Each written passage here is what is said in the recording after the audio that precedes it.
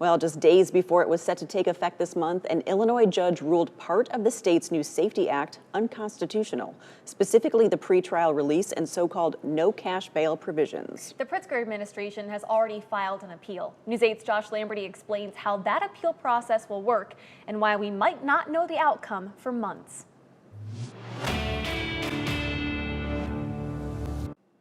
The Pretrial Fairness Act is one part of Illinois' new Safety Act. It's been a point of debate for months. Now, all of that controversy is on hold after a Kankakee County judge ruled it unconstitutional on December 28th, and it's now working its way through the appeals process.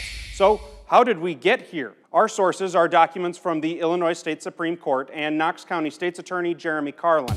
On December 31st, the Supreme Court put this part of the Safety Act on hold for the entire state. Then, on January 4th, the court decided when it would hear the case. The Knox County State's Attorney says all transcripts and exhibits from the initial lawsuit need to be sent to the Supreme Court by January 20th. The defendants, meaning the Pritzker administration, has 6 days after that to file its initial opening brief.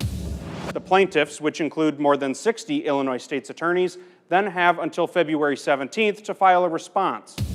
By the end of February, the Pritzker administration can respond to the state's attorneys, and all of that happens before the state Supreme Court hears oral arguments sometime in March. But there are several ways the court could rule. It can overturn the trial court's decision and find the statute to be constitutional.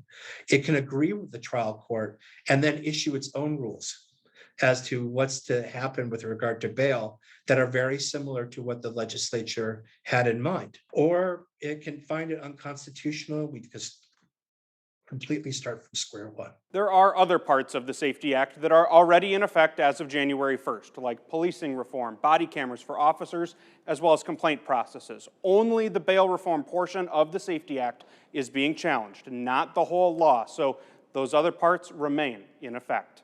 With your Verify, I'm Josh Lamberty. The Knox County State's Attorney said in a statement today he does not expect to hear a ruling before April. And if you see something you want us to verify, text us the word verify to the number on your screen, or you can always send an email to verify@wqad.com.